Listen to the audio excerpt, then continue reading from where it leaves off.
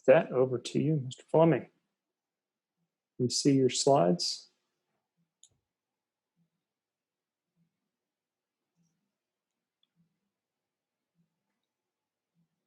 Can you hear me now? I can hear you now. Let's see here. There we go. All right. Good day, everybody. As it stated earlier, my name is Eric Fleming, and I work for the Office of the Undersecretary of Defense for Acquisition and Sustainment, International Cooperation, Planning Programs, and Analysis Directorate. Very large mouthful, and obviously something you don't like putting on a business card. Now, interoperability with allies and partners, as stated. So the key to the U.S. is obviously we're very strongly embedded with the NATO standard program, but we also have to be interoperable with other allies around the planet. In the sake of time, I will try to move along as fast as possible here. So these are the areas we're going to kind of cover as we move through here. Here's a list of the policies that the U.S. operates under. Everything from the Chairman's Joint Instruction on international interoperability with allies, and it assigns to the various departments of defense what their roles and responsibilities are. Many of those you've heard from earlier. 2010.06, which is the material interoperability, is a key one. That is one that falls under our office for maintaining. And key to all of these, in simple terms, is their policy states that the Department of Defense is to standardize equipment and processes with allies and coalition partners. I would like to provide you a brief introduction to what the office I work for does within the Department of Defense. Okay, as I stated before, the International Cooperation Directorate falls under the Undersecretary of Defense for Acquisition and Sustainment, who is also the National Armaments Director for the Department of Defense. As you can see here are listed some of the key areas we operate in and what some of our core mission sets are within the Directorate. A key to making all of this possible and the underlying requirements to support international cooperation, both in acquisition and interoperability with allies, is, of course, standards. The U.S. often seeks cooperation with its friends and allies for multiple reasons, as you can see here depicted on the circle.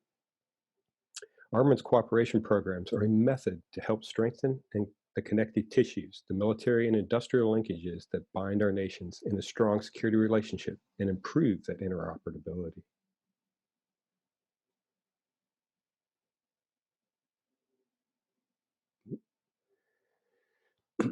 This slide shows 3 examples of how cooperative actions, research, development, and testing and evaluation take place within what falls into our domain. The first integrates technologies to create something new or create a new interface to improve interoperability. And the second one is to improve interoperability based on existing systems through new interfaces. And finally, the joint development of a new system. All of these are good methods to improving interoperability and rely on agreed to standards to support them. The key to this is, it is just like you've heard before on lifecycle management and everything else today, that standards is the foundation for which we conduct our international cooperation.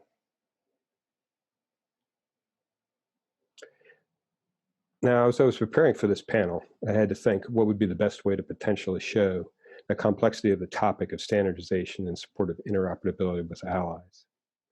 So we've come up with kind of a hypothetical scenario for you to see here. And I chose something that was that I have personal experience with, and that's the transportation of dangerous goods. Okay, this is something that will cover both the tactical, the operational, and the strategic level of a standard. And to give you in context, for 2 years, I was the chairperson of the Transportation of Dangerous Goods group at Nato. Now, this body was responsible for maintaining the NATO Allied Movement Publication number 6, or NATO speak, AMOP P6, the NATO standard for Allied Multimodal Transportation of Dangerous Goods Directive. First, this standard is designed to complement existing international commercial modal dangerous goods regulations rather than duplicate them. Furthermore, the intent is to highlight the processes for critical to military operations by clarifying and expanding areas of particular interest to the alliance policies and activities. Things to remember is you're asking somebody from a very junior officer to an enlisted soldier that's going to have to implement this process. So we have to keep it as simple as possible. In the brevity of time, though, we're not going to go into all the details. So we kind of break it down into 4 phases for the planning. Phase one, you begin the assessment of the cargo. Is it a dangerous good you want to transport? Will it be shipped on its own or with other cargoes? There are multiple factors that will go into this assessment. Once you have identified it as a dangerous good, what mode of transportation will it take? Air, land, is that rail or road? Both have different standards. Water, or maybe even multimodals. Then there's the route of travel, remembering to calculate variations in the agreed to international regulations based on national and regional standards. So even if if a country ratifies a NATO standard, they can also have caveats that they assign to that maybe strengthen or deviate slightly based on their own national laws. Because one mustn't forget that when you're dealing in the international world of interoperability, all nations are sovereign.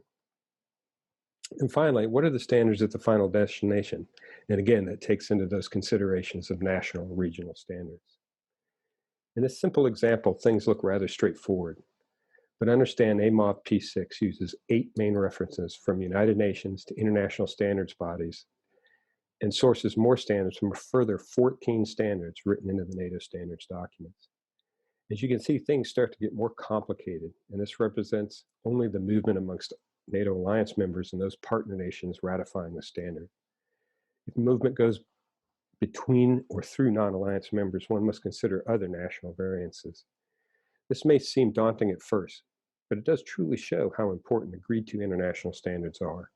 If we want interoperability between allies, we must all agree to a uniform set of standards for which to base this interoperability on, making standards the bedrock of interoperability with allies.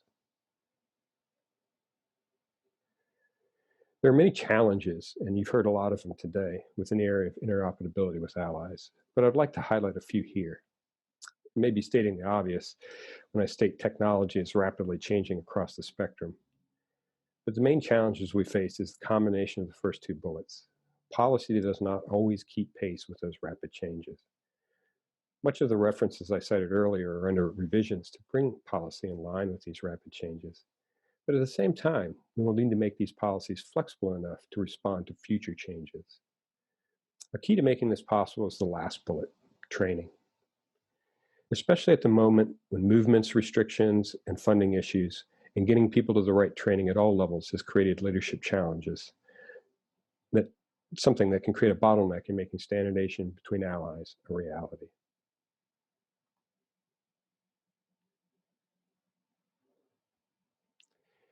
Here in the Department of Defense, we are taking several steps to improve standardization in support of allies by working in 4 areas you see here: revising and updating those policies I showed you earlier, providing further guidance, defining and assigning responsibilities, and defining everybody's role in that, and creating training to meet the needs of the standards community. And by training, we're talking online and other methods that makes it both cost-effective as well as easy to attend in this day of COVID.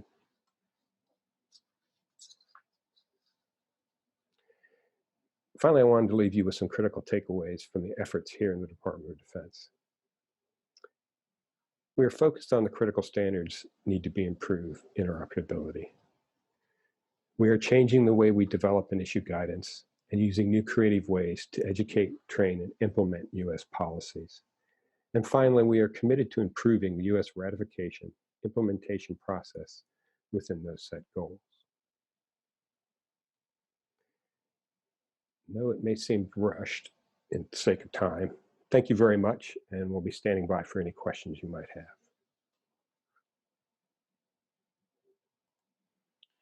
All right, thank you, gentlemen. I think I'd like to take time for at least one question. Okay. So the first question I have is for Mr. Tribucci. What is the NATO Standardization Office mechanism for managing ambition or efforts with respect to interoperability and the reduction of duplication in interoperability efforts? Okay, thanks. That's a very good question. So the primary mechanism that we have for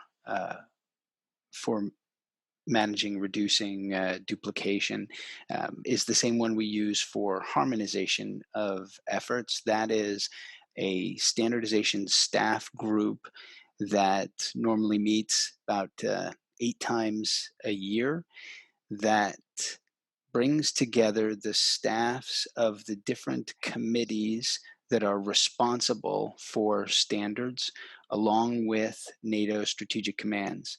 So this means that each of the domains that that are active in standardization are represented around a table together to work out these issues and share information. That's the primary method. But each of those committees also produces an annual report. And so any member of the committees and any member of the staffs is able to compare the activities of the different committees across their own reports.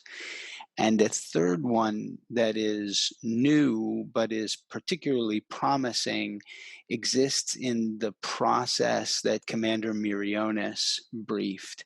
So by integrating standards into NATO's primary process for harmonizing capability development, we leverage all of the mechanisms within that process that he briefed that take a holistic look at each capability. And when each of those capabilities is described by including the standards, then any of the capability developers has, or every one of the capability developers has the opportunity to recognize where there are gaps or overlaps, duplications, friction of various sorts that could arise. So those are 3 mechanisms that we use. Thanks.